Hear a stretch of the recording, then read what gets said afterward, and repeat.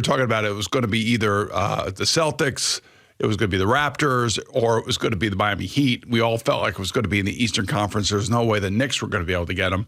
And lo and behold, it's the Milwaukee Bucks that end up with him. It's an amazing trade for them. Now, here's the thing. I think he's only played about 85 games the last 2 years. I mean, I know that the name and the reputation is beyond reproach.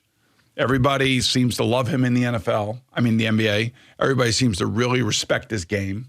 But I just wonder, about the age, the injuries, the problems, and maybe it won't be so much on his shoulders because he'll be able to play with Giannis.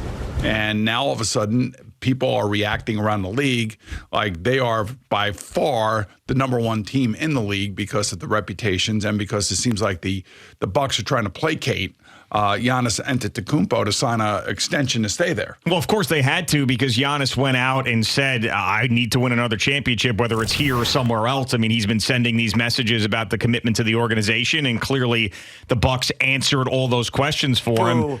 Antetokounmpo, I love Damian Lillard. I understand what you're saying. I can't dispute the age. I can't dispute the money. I can't dispute the injuries. But I've always loved this guy. I've always admired him. He is not, and I know he kind of forced his way out of Portland, but he was always someone who was loyal to that team for a very long time. He just didn't want to go through a rebuild in his 30s again, and I can't blame him because he wants to win. I mean, they all want to win. Like Devontae Adams wants to win with the Vegas Raiders. Everybody wants to win, and everybody wants it. Teams to make it easy for them to win. Yeah, he was the guy that I wanted desperate. I thought that him coming here for the Knicks would have been great. I mean, and I think, a lot of people watch the NBA, I understand it's through highlights these days, so it's not like you don't know who he is, but playing out on the West Coast for many years, you forget how good he is, especially in the shadow of what the Golden State Warriors have been doing out there and Steph Curry shooting. I mean, Damian Lillard is right there. I mean, he's not Steph Curry, but he's behind him, and he is going to be looked at when his career is over as one of the best shooters we have seen in this era. So I was bummed, and I don't want this to be, because you said I'm in a good mood. I am in a pretty good mood today. I don't think this is a negative take as much as it is a realistic take. Yeah, so, no, I and you agree know with how you. desperately I want the New York Knicks to win. But the way I felt yesterday after seeing Damian Lillard be acquired by the Milwaukee Bucks is that the chances of the Knicks winning an NBA title in the next 6, 7, 8 years has now gotten exponentially harder.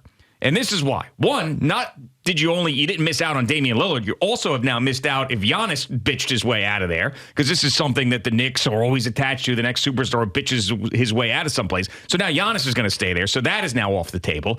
You have Damian Lillard and Giannis in the Eastern Conference. So basically now Joel Embiid to me is not the answer. The Sixers and the Knicks are not going to make that deal. So you look around the landscape of the league. There's one guy that could put the Knicks over the top. One guy that could at some point be available, and who the hell knows if he will? All right, time out. Can I guess? Go ahead and guess. Yeah. I like to guess. I love guessing these types of things. Sure. All right, can you just give me what conference is he in? The Eastern Conference or the Western Conference? He's in the Western Conference. One guy who's actually in the NBA right now that I think there might be a shred. What do you mean he's in the NBA right now? Of realistic, because there's another side of this I'm going to talk about. All right, okay. There's only two people. One is a hypothetical person, and the other is an actual real person who plays in the NBA. It's a real person that plays in the NBA. Is the guy, so he has to be, if you're talking about the guy, he's got to be a superstar. Yeah, of course. Yeah. And is he unhappy where he is right now? Debatable, but I could paint a scenario very easily with some of his teammates and how he would be that person who would be very unhappy. Under 30 or over 30? Under 30. Would you say big man or athletic man? I wouldn't. He's not your typical big man. Some people have gotten on him for being a little too big, but he is not your typical big man. Oh, there's no way he's coming here. There's no way. I know who it is. All right, well, tell me who it is. I think I know who it is. Well, tell me who it is. He's not coming here. Well, I want to hear. He's not coming here. I'm not saying that he is. Just tell me if we're talking about the same guy. Are we talking about the Joker? No, we're not talking about him. I don't think he's coming here. Right, There's Nikola no way. Jokic. No, it's not. No, so it's not him. No, it's the guy would be Luka Doncic. That would be the guy. Just because you still got Kyrie Irving down there, I could see him going, I don't want to deal with this anymore. I want to be a superstar in New York, and I want to play with Jalen Brunson again. I want to play with Jalen Brunson again. I don't want to hear about extensions or anything. Everything just evaporates in the NBA. I don't want to hear about any of that. Doesn't matter. That would be the only guy, and I know that it's unlikely, but this is my point, that I feel like with this deal yesterday, that it's going to be damn near impossible for the Knicks to win a title for the next 6 or 7 years when you feel like you were close, because the only way that they could do it is some miracle acquisition of Luka Doncic, who wants to play with Jalen Brunson again because those guys are very good together, or they somehow draft a guy, which is even a bigger miracle, who turns into the next Jokic in the second round or late in the first, and they just stumble upon that. So that's my hypothetical thing. So I never thought about Doncic, only because they had to go to him and say, look, we have an opportunity to give Kyrie Irving an extension. Are you okay with that? He had to say yes to that. Yeah, I'm sure he did, and of course he forced Kristaps Porzingis out of there because they didn't get. I mean, bottom line is Mark Cuban. He confers with Luka Doncic on what to do with the organization. And Mark Cuban spends more time here than he does in Dallas, for God's sake. Yeah, so probably. He hates the Knicks. He hates the Knicks, just like Danny Ainge hates the Knicks. No, I know. I mean, he will do everything in his unmitigated power to keep that superstar player away from the Knicks. And don't get me wrong, I agree with that. My whole point is that yesterday, because I thought Lillard could have been a possibility once the Miami Heat thing broke down, I thought he could be for the Knicks. And then also, if the Bucks didn't get Lillard and Giannis was getting upset, I could have seen him end up here some way or forcing himself here. But now Lillard isn't here, Giannis isn't coming. So that is like the worst case scenario that just slapped us right all across the face. And if you think, well, what about Joel Embiid is going to be upset? You think the Sixers and the Knicks are going to make a deal? You think that the Philadelphia 76ers are going to sit there and watch Joel Embiid win a championship with the New York Knicks? What are you, crazy? Yeah, that's another team that hates the Knicks. And by the way, they were a team that did trade with the Brooklyn Nets. Yeah, but it's different, man, with the Nets and the Knicks. You know that. Yeah. And so now what is it? I mean, is it James Harden? What is it? They've used restraint recently, but I mean, it gets to a point where it's like, okay, you have this window, you got these picks that are basically, we keep talking about these picks that they have, but they're unprotected picks and they're essentially useless.